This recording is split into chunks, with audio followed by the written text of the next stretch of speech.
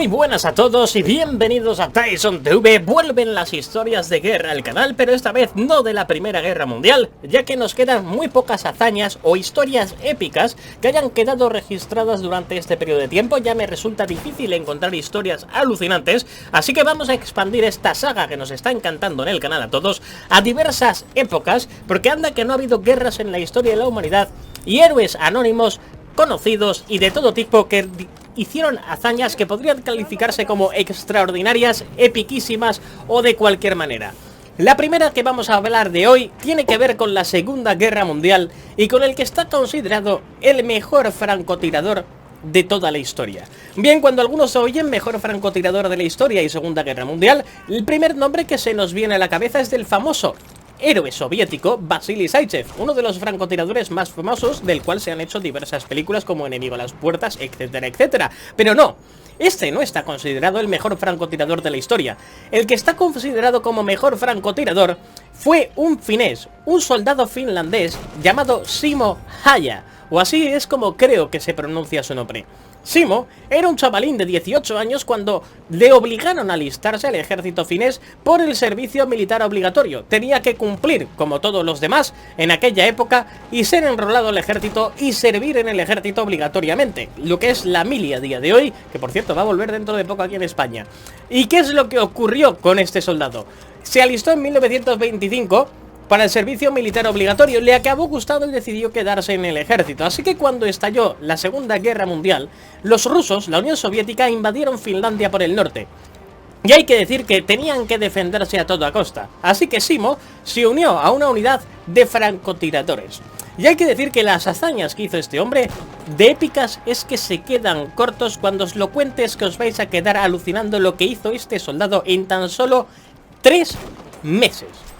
Porque fueron 3 meses que destrozaron a la Unión Soviética tremendamente en su intento de invadir Finlandia.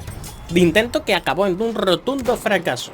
Simo Häyhä, hay que decir que lo que hizo, en este caso, entre temperaturas de 20 y 40 grados bajo cero, y además que era un soldado muy bajito que tan solo medía 1,52 m, mató a 542 soldados rusos con su rifle de francotirador en tan solo 3 meses.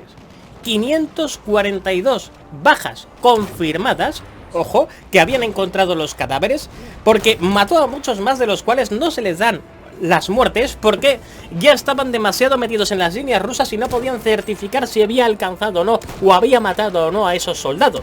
Pero además había matado a otros 202, entre 150 y 202 según la fuente, soldados rusos con su subfusil. Porque a este soldado iba equipado con un fusil de cerrojo, marca o modelo en este caso M28 Pistikorva, así es como se llamaba. O lo que es lo mismo, una variante finlandesa del fusil soviético Mosin Nagant. ¿Y qué es cómo mataba a esta gente? Bien, esto ya es epiquísimo esta parte, ¿vale? No mató a nadie usando mira telescópica.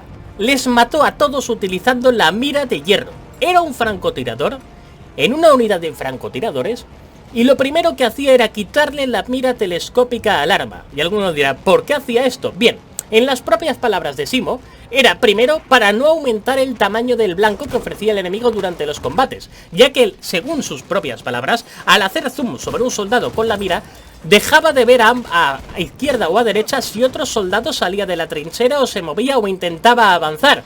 Por lo tanto, tenía menos visión del campo de batalla y le era más efectivo utilizar una mira de hierro para el primero que se asomara meterle un balazo desde fuera, que cubría más terreno. Bien, después, aparte de ello, porque con mucha frecuencia, como ocurre con todas las miras telescópicas de los rifles de francotirador, los destellos que produce el cristal de la mira podían delatar su posición. Y no quería que su posición fuera delatada. Así que esa era la segunda razón que aportaba para no utilizar la mira del francotirador. Y la tercera y más importante es que, hablando de las bajas temperaturas que había, recordemos, entre 20 y 40 grados bajo ceros. Es decir, un frío para que se te congelen los mismísimos y se te queden ahí muertos y yo puedas tener hijos el resto de tu vida de la congelación. Vaya, para que se te caigan los huevos congelados y te los tengan que amputar en un hospital. ¡Qué frío, macho! Para cubrirte con eso. Mira que yo estuve allí por ahí un poco más al norte, en las oficinas de DICE en Suecia, que hacía un frío de cojones, de casi 10 grados bajo cero. Yo no me quiero imaginar eso de 20 y 40 grados bajo cero, la Virgen Santa. Pero bien, ¿cómo mataba a la gente? Aparte de no utilizar mira telescópica y utilizar la mira de hierro, tenía más tácticas, porque el frío era un elemento que jugaba tanto en contra como a favor. Así que una de las tácticas que hacía era que cuando se colocaba en una posición, compactaba la nieve. ¿Qué es esto de compactar la nieve? Se tumbaba encima de un montículo de nieve y toda la nieve que iba a quedar donde su rifle la aplastaba con las manos, las iba juntando y la aplastaba formando un bloque de nieve grande, de tal manera que cuando disparara el fusil, esa nieve no saliera despedida volando, como una pequeña nube de nieve saliendo del suelo que le pudiera delatar. De esta manera, al disparar, al no moverse la nieve, les costaba más a los rusos identificar su posición. Después tenía otro problema, que era el aliento. A esas bajas temperaturas, cada vez que uno respira, se produce una nube de vaho tremenda. Para evitar que le saliera una nube de vaho, cada vez que se acercaban los rusos, se cogía un puñado de nieve y se lo metía dentro de la boca para que se le quedara helada la boca y así no le saliera vaho al respirar. Es decir, literalmente se congelaba su propia boca para no delatar su posición. Y hay que decir que encima, como era bajito, medía unos 52, esto le servía también para camuflarse mejor con el entorno, porque al ser tan chiquitín, pues coño, eso le jugó también mucho a su favor. Bien, todas estas tácticas le sirvieron para resultar inadvertido en el combate en conjunción con su uniforme. Un uniforme vestido con un camuflaje totalmente blanco de los pies a la cabeza, con lo cual ya era prácticamente imposible para los rusos poder adivinar dónde se encontraba. Bien, durante los primeros 3 meses de combate, se cargó a 542 soldados rusos con su fusil de cerrojo, bajas confirmadas por su unidad que luego iban en busca de los cadáveres para registrarlos y para ver si tenían algún tipo de documentación o algo importante. Y hay que decir que esto corresponde porque luego, aparte de ello, algunas veces se encontraba con diversas patrullas. Cada vez que se encontraba con diversas patrullas, después de matar a unos cuantos con el fusil de cerrojo, los rusos se iban acercando cada vez más.